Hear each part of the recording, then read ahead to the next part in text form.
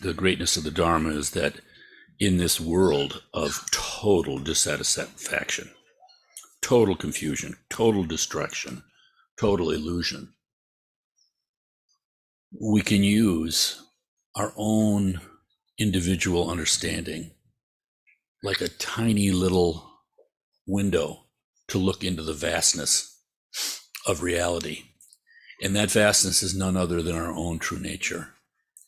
This is just such an amazing accomplishment of the Buddha. I mean, it's just sort of, it's so profound and it's so unique in human history because it's so clear. I mean, the teachings are just point to do this, do this, do this, do this. Here's the reason. You know, it's not completely lost in symbolism or in belief.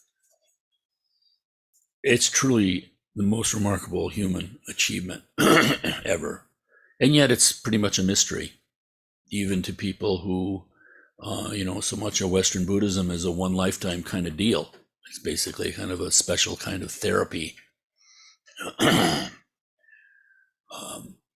The whole individual liberation motive is not to be discarded, but we look deeply into that. And eventually that we see that even in a state, if we can reach a state that is without the afflictive emotions, that's enough. That's not enough because there are people, the other illusory beings, continue to suffer. So it's not perfect. There's still suffering in our mind. Granted, a very subtle way, not really bothering us much until our good karma runs out.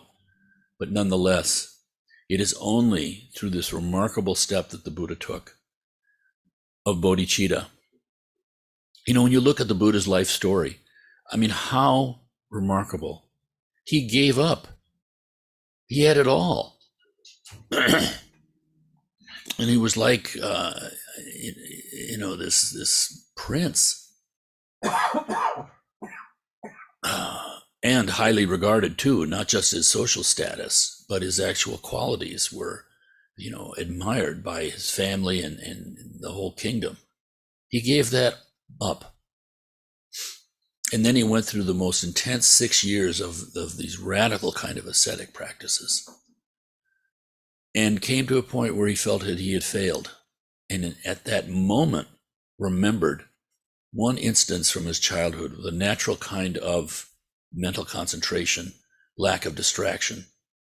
When the afflictions are gone, when the afflictions are even temporarily suppressed, not paid attention to, not engaging with the mind, then your nature arises. So he remembered this. I had this wonderful experience. My daughter gave me a book for my birthday, which is by a professor. He's passed away now. Hans Penner was a professor at Dartmouth. He has gone through the old texts, like the stories of the life of the Buddha, and he's kind of put them all together. So sometimes there's one incident that's not in one, maybe in another one. He kind of put them together. So it's his own putting together, but it's all based on traditional texts, and it's not his imagination. It's all the words are in the classical texts. And I was so moved when she gave me this because she didn't know it, but Hans Penner was the professor that I happened to have. And I took a course on, I can't remember what it was called. There was something on Taoism. There was something on Zen Buddhism. There was something, that's where I first came across Edward Kanzi. There was something on Hinduism. There's something about, Indian-based religions.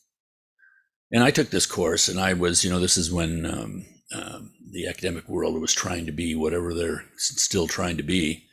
And so they'd come across with this concept of a pass-fail course.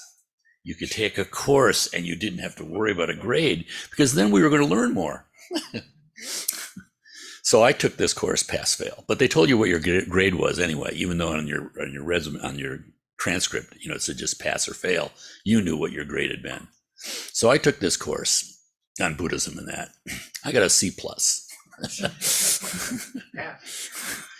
It was interesting, but it didn't really touch me. I was wrestling with a lot of things at that time, of course, but it didn't appear to me as really like a path.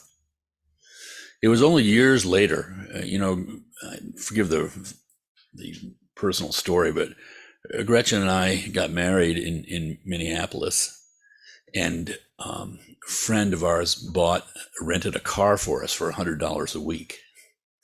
And this is drive as far as you could, and you still it's $100 a week. This is a great deal. One of our friends, my best man, had come from Los Angeles. He was a lifeguard at Huntington Beach, and he had come from Los Angeles to Minneapolis for the wedding. This is like in November. It was a huge snowstorm. We had to pick him up at the airport. At any rate, the only way he could come to the wedding is if we could give him a ride home to Los Angeles. So we had all this covered, right? So we rented another week for the car. So we had 2 weeks on this car for $200. So we took off from the wedding, me driving, Gretchen in the front seat, my friend Tim Frawley in the back seat, and another friend, Tom Maringo. He was going to be necessary to drive the car back to Minneapolis because it had to end in Minneapolis. We had this great idea. We were going to honeymoon in Martinique. So we drove off like this, and my poor mother-in-law, she sees her daughter driving off with this idiot with his two friends in the back seat in this car with already an unworldly, idiotic plan that was bound to end wrong. So we did. We drove off to LA, dropped off Tim, then we drove across southern United States to Miami, where we were going to catch a plane to Martinique. So we did. We said goodbye to Tom Maringo. He drove the car back to Minneapolis from Miami, and Gretchen and I flew down to Martinique, where there was a national strike going on. So we were there for a little bit and then realized our plan of getting work in Martinique was not going to happen. So we were running out of money. We flew back to Miami. We spent the last of our money on a bus ticket to Washington, D.C., because I had college friends and roommates who lived in Washington, D.C. I figured we could crash with them. And we did. We crashed with them, got a job, got our own apartment, moved our stuff out of the friend's apartment into our apartment. And then one day, a couple weeks later, the friend calls. We just had our phone installed. The phone rings. It's my friend who says, "Thank you for that book you left me." And I said, "What are you talking about?" Yeah, and I knew he had been wrestling with all sorts of, psychological, developmental kind of problems. And he said, "That book that you had, Kanze's book on Buddhism. Thank you for leaving that." I said, "What book?" "Didn't you read the book?" I said, "No, I haven't read it. Just in my class, I got a C+." And he said, it was just outstanding. So I started to read it. These are things that you can't really explain, but nonetheless, here now, how many years later, I hate to admit, Megan gives me a book unknowing that this was the professor that gave me that book that led to truly all of this in my life. So Hans Penner, wonderful, wonderful man. I still remember him, even though, I wasn't so interested in the book. So there's something wonderful going on with each of us. We don't see it. This is the remarkable thing. You look at the happenstance in your life, things that lead from one thing to another. We often miss the things that are most important. It's really, really funny. The Dharma, if you can imagine, 2,600 years. How is it that human beings haven't totally goofed it up in that time? Virtually everything gets goofed up. It's just amazing. We say that white is black and then black becomes white, and we're all over the place. And the dissatisfaction, the suffering never end. People trying desperately for happiness, but somehow we don't find it. In the midst of all that confusion, there is this incredible shining example of the Buddha and what he went through. And not only what he went through, but then how he taught. It's truly the courage and the examples. So I wanted to read a little bit about the night that he came to enlightenment. He again discovered the middle way. He remembered this spontaneous kind of peace that he had stumbled onto as a 13-year-old boy, pondering on suffering. The next thing you knew, he was truly beyond suffering, but not in a permanent kind of way, you might say. So it was the full moon night of April and May, no longer afflicted with the pangs of hunger because he had taken food from a local maiden who had come to the river. He had been starving himself as part of his practices. When his 5 co-practitioners saw him take food, they thought he had abandoned the spiritual path, so they abandoned him. So no longer afflicted with the pangs of hunger, future Buddha went towards the tree of enlightenment along a road the gods had prepared with celestial perfume and flowers. Celestial choruses poured forth heavenly music and shouts of acclaim. As he headed down the road, there came from the opposite direction a grass cutter named Sotia, who was carrying grass, and when he approached and saw that it was a holy man, he gave him 8 handfuls of grass. Gautama took the grass and headed for the tree of enlightenment. The future Buddha approached the tree and stood on the southern side facing the north. Instantly, the southern half of the world sank until it seemed to touch the Avishi, the deepest hell, while the northern half rose to the highest heavens. This was obviously not the right place for meditation. Walking around the tree with his right side toward it, he came to the western side and faced east. The western side of the world then sank until it seemed to touch the Avishi hell, while the eastern half rose to the highest heaven, as if a huge cartwheel was lying on its side and someone was stepping on the rim. This clearly was not a place for meditation. And so he walked around the tree and came to its northern side and faced south, and the earth pitched once again as before. He then came to the eastern side and faced west. It is the side that all Buddhas have sat cross-legged, the side that neither sinks nor raises. He then said, "This is the place, the immovable spot on which all Buddhas have placed themselves. This is the place for destroying the net of desire." Gautama then took the handful of grass and shook it out there, and the grass fell in such symmetry of shape that not even the most skillful painter or sculptor could design. Then the future Buddha turned his back on the trunk of the tree and faced east and made his great resolution. "Let my skin and bones, my flesh and blood dry up. But never from this seat will I stir until I have attained the highest wisdom of liberation and enlightenment." He then sat down cross-legged in the position from which nothing could move him. It was at that moment that Mara the tempter exclaimed, "Prince Gautama is desirous of passing beyond my control. I will never allow it." He then shouted his war cry to his army that extended in front of him for several miles. Mara mounted his great elephant, causing several arms to appear on his body, each with a different weapon, and commanded the army to march forward. He overran all of the armies of the gods, including Sakras, the chief of all the gods, that's Indra.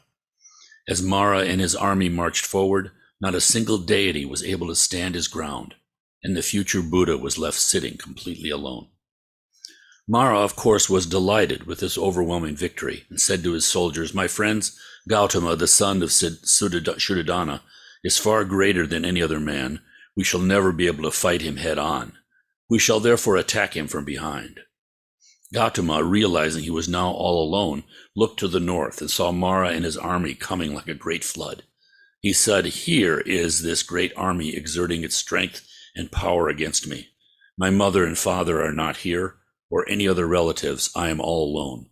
But I have mastered the 10 perfections, which will serve me as my shield and sword."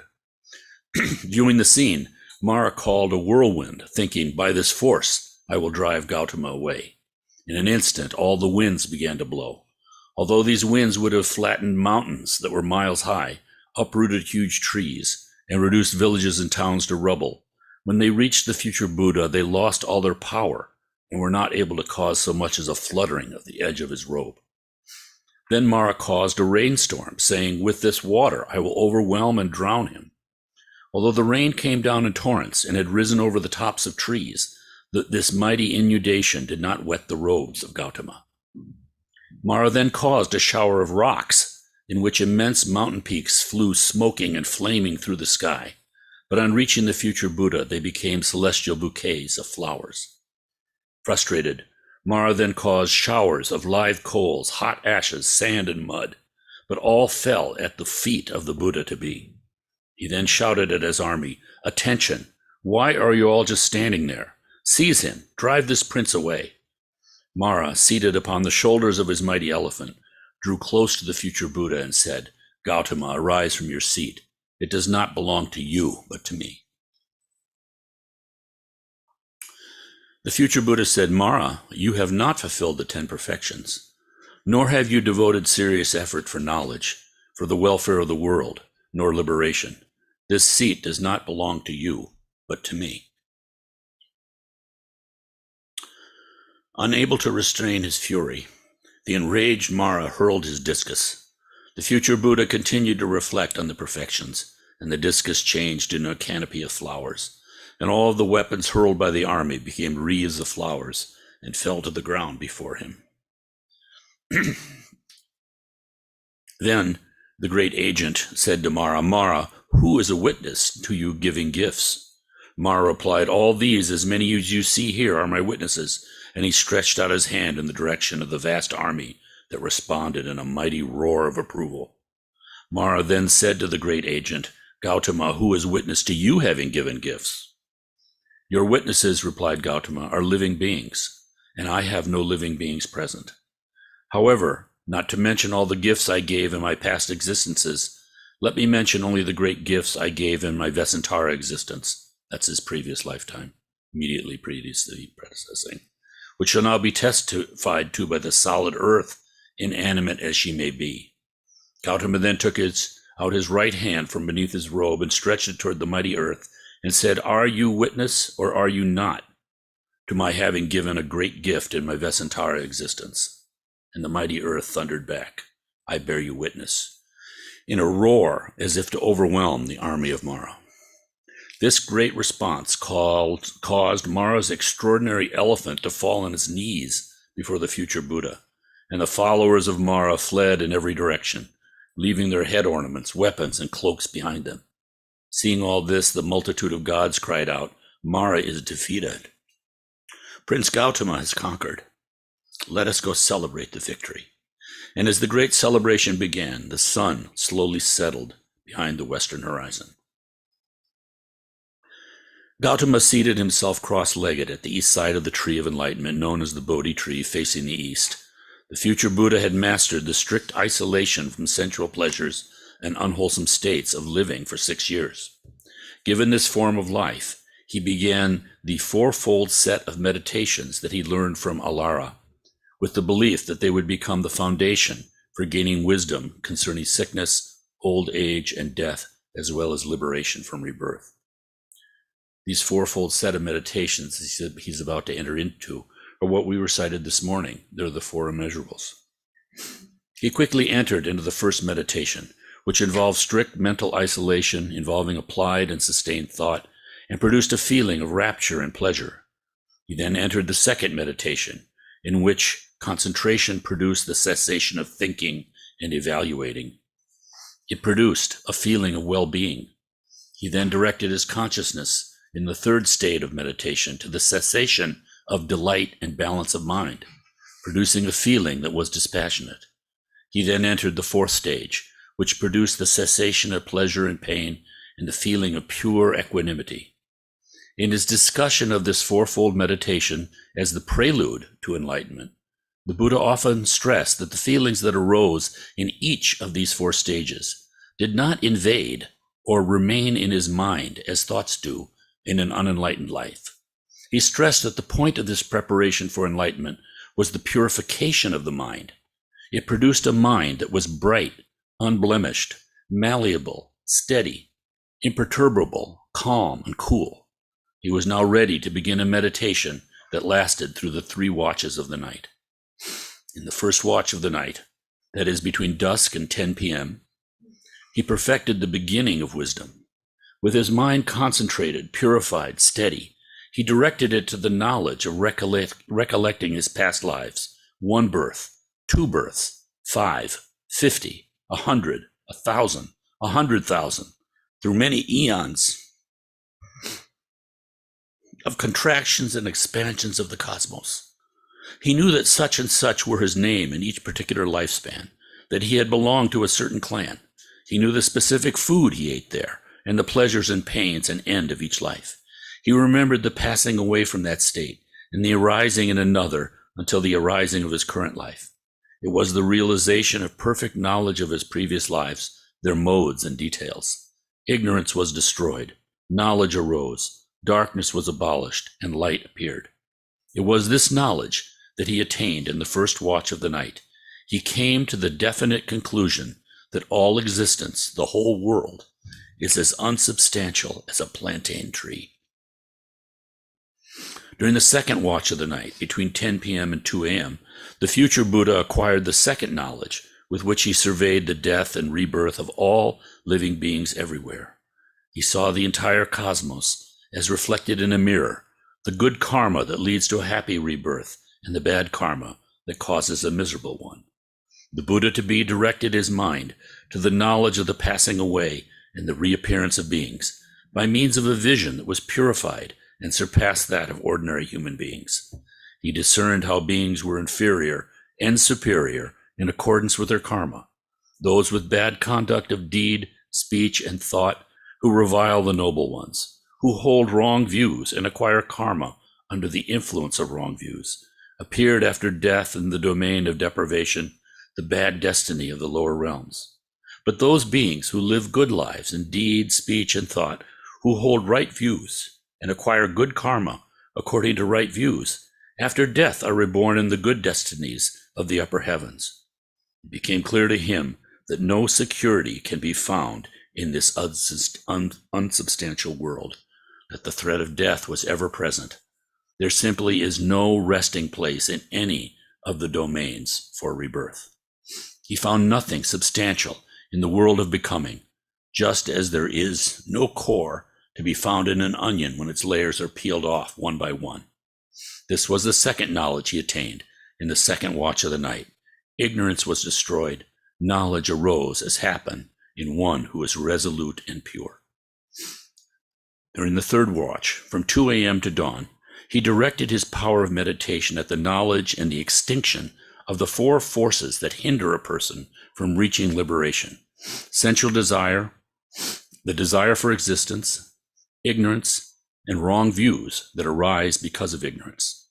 As the master of meditation directed his meditation to the real nature of the cosmos, he realized that all creatures are born over and over again. They age, die, pass on to a new life, and then are reborn again. Greed and delusion blind them. The Buddha-to-be then surveyed the 12-fold links of dependent origination and realized that beginning with ignorance, the first link, they lead to old age and death and rebirth, and that beginning with the cessation of ignorance, they lead to the cessation of birth, old age, death, and rebirth. Having reached the summit of knowledge, comprehending that where there is no ignorance, there is then the cessation of karma formations, he realized that he had achieved the correct knowledge of all that there is to be known, and he stood out in the world as a Buddha. From the very summit of the cosmos downward, he could detect no self anywhere. Like a fire, when its fuel is burned up, he became tranquil. He had reached the perfection of knowledge and thought to himself, "This is the path that many great sages of the past have traveled. Now I have attained it. Rebirth is destroyed, ignorance dispelled. I have run through a course of many births, looking for the maker of this dwelling, and found him not. Painful is birth again and again, but now I see you, builder of the house, and you will not build this house again. All your rafters are broken, your ridgepole is destroyed. The mind set on destruction of all attachments has attained the extinction of all desires." As he reflected upon this liberation, the sun rose brightly over the eastern horizon. That's 2,600 years ago. And as we know, he hesitated to teach thereafter. Why? Because it points to the profundity of his understanding. people have this seemingly infinite capacity for perverting anything to their own limited needs. The self-attachment, the iron chains of self-grasping, Gar Rinpoche has called it. It is just amazing. We see everything through this lens of me, mine. What's in it for me? Everything. And now, on the edge of science, we're seeing that this basic engine of evolution itself. What's in it for me, basically? We see affects. We see a false reality. Science is coming to this conclusion. We see a false reality that is created by our minds. This is what the Buddha declared 2,600 years ago. Buddhism also has method, and this is what's so incredible. His teachings on cause and effect are unrivaled. They sort of appear in the other religions in a certain way. Like Jesus said, "Ye shall know the tree by the fruits." There are all sorts of references to, bad behavior resulting in suffering. But the Dharma is so clear because the Buddha had 45 years of teaching.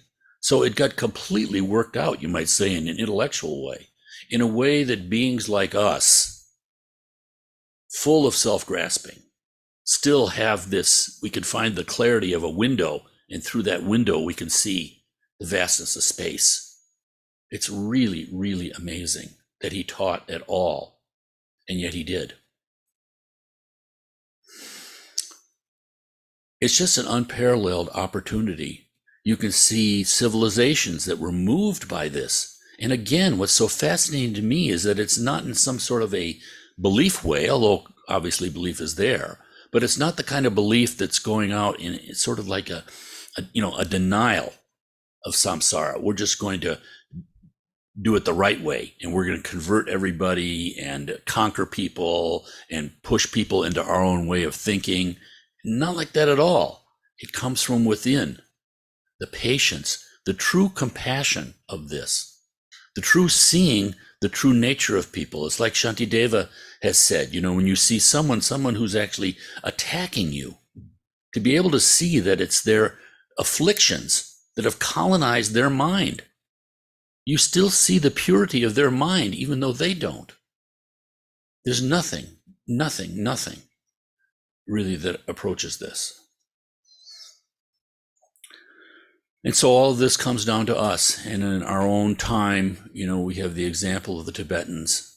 I mean, it's just so sad. The march of progress, China conquers the superstitious Tibetans, right? They can't see the wisdoms that there. And in the midst of this national tragedy, and especially with their love for Dharma, thinking how painful it must have been to see those monasteries destroyed, to see the texts thrown on the ground and stomped on and burned, and not to mention the human suffering physically going on. That the response to that, someone once said it was like Tibet was a little ball of mercury, and China slammed down on it with a hammer. But instead of smashing it, all those little balls of mercury scattered around the world. And now we've got Dharma centers in South America, Mexico, Canada, United States, Europe, Eastern Europe. Look what's happening with, the wonderful practitioners from Ukraine.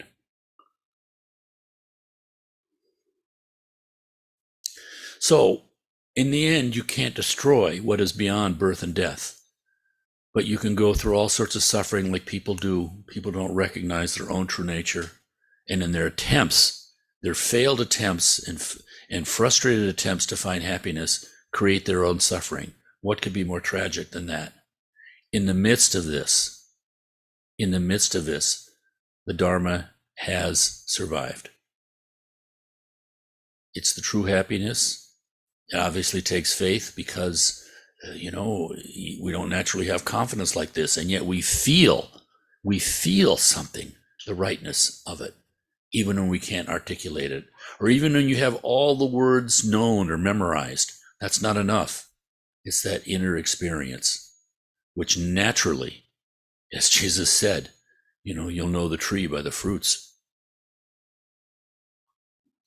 We have the incredible good karma of being born at a time when even people who are traditionally trained still exist.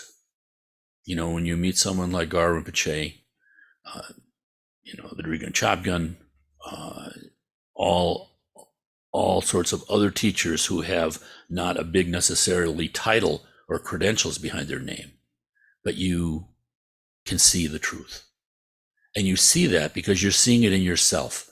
The outer Lama is just the method by which we come to realize our inner Lama. And again, this Tibetan word Lama, La is highest and Ma is compassion, so wisdom, compassion together. It's one of the few words from Buddhist text, Sanskrit, that the Tibetans didn't translate literally. Instead, they translated Lama as the word for guru, and guru means heavy with positive qualities. Even learning the language is a lesson of the path. And on top of that, we've got like Kempo, someone who's trained in traditionally the 12-year practice. But not only that, in an environment surrounded by this kind of belief and teachings and example and other people, it's just, precious. I always kind of chuckle, that the other last month we had this terrible incident at the Armory where people were killed in a stampede at some sort of a rock concert or rap concert. I can't remember what it was. One of my clients knew somebody who was killed there. And I feel it in myself. If there's some big music playing, we're inspired momentarily. We sort of transcend our individual desires and our to-do list and our sufferings for a moment. There's a moment of transformation. Like T.S. Eliot said, when the music is playing, then the music stops. The Dharma is making that music to be your core, making that to be your vibration.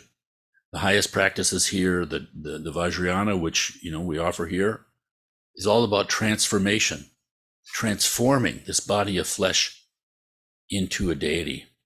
And that deity is not anything other than your own true nature. So it's not an outer thing, that we worship and make an idol out of. Not at all. It's the expression of our true nature. So, forgive my wordiness this morning, but I was so moved when Megan gave me this book because she didn't know the connection with this teacher.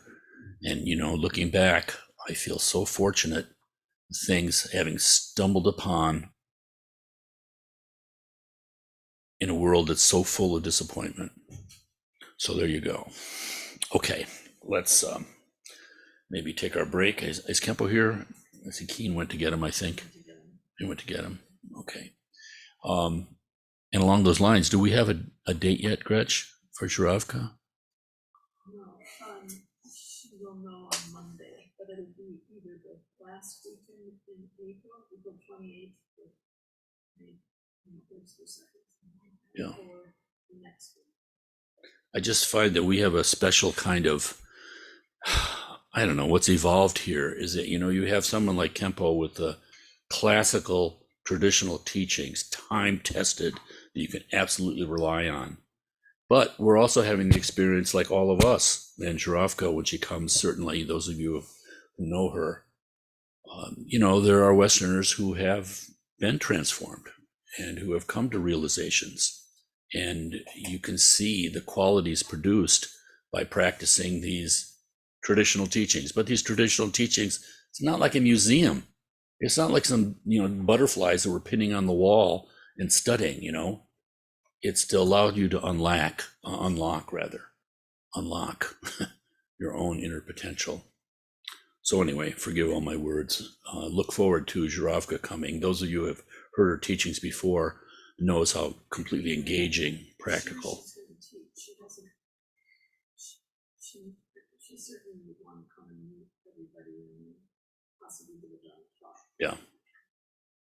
But I don't know what she's going to teach. I count. I'm speaking informally. Any kind of interactions or teachings. Those who don't know, Zhuravka is Ukrainian.